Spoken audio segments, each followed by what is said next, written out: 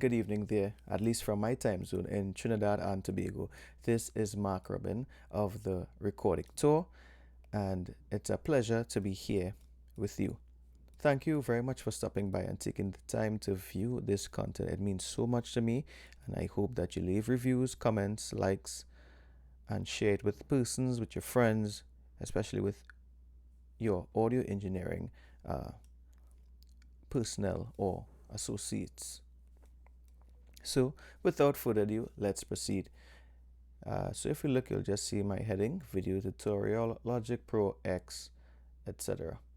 Okay, so top left, Logic Pro.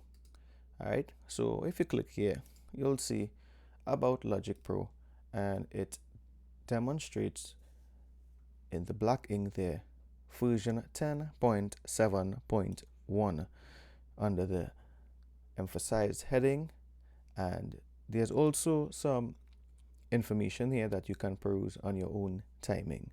Yeah, so that's that with the symbol of the software.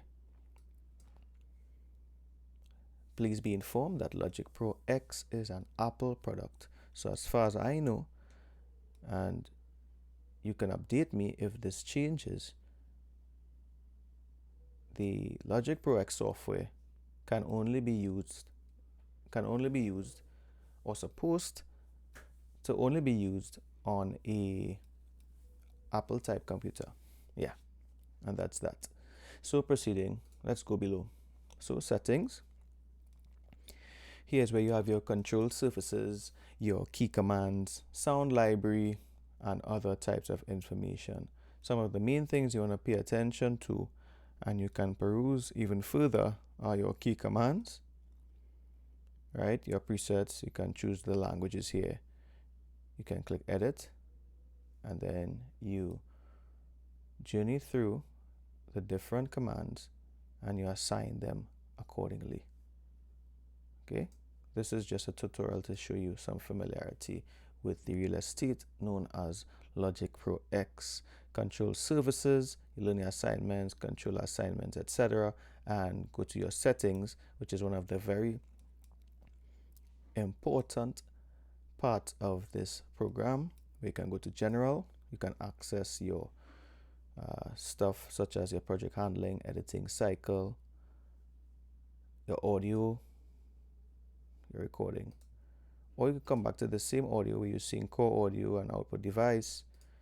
You can navigate that when you click audio, core audio, output device. Okay, recording and stuff. So before I proceed further, when you check the audio, you'll see you choose your output device, your input device, where you can choose your, for example, if you have a driver or some device that connects or routes with your audio, your interface here, and so on, or the built-in output, and all these types of things. Input device, buffer size setting, which you can adjust for when you are recording or mixing accordingly. Resulting latency, etc., etc.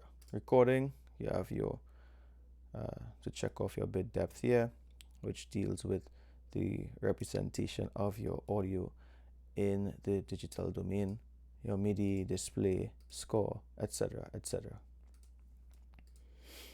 Right, so we're coming into File New, where you can create a new session. You can open recent sessions, which are stored to a certain amount, and you have close project, etc., etc. Edit, create, undo, create new tracks, undo your history, and of course you have the corresponding commands according to what you're looking for. Track, new tracks, audio track, create track stack, global tracks, etc. Navigation, record, mix, view to show your library, hide inspector, your window, which you see minimize, zoom, open smart controls, etc., screenshots, help, and all these things. Okay, and you also have on various buttons, the purpose identified, such as edit, functions, right? You have your transport controls, and all these identifiers and so on. So that's it for some of the familiarity with Logic Pro X. I thank you, and be sure to subscribe, leave a comment, like, share, tell a friend. Get this word out so that we can have this community of learning in music production and audio engineering. So I thank you very much. This was Mark Robin, and do have a blessed and impactful journey. Later.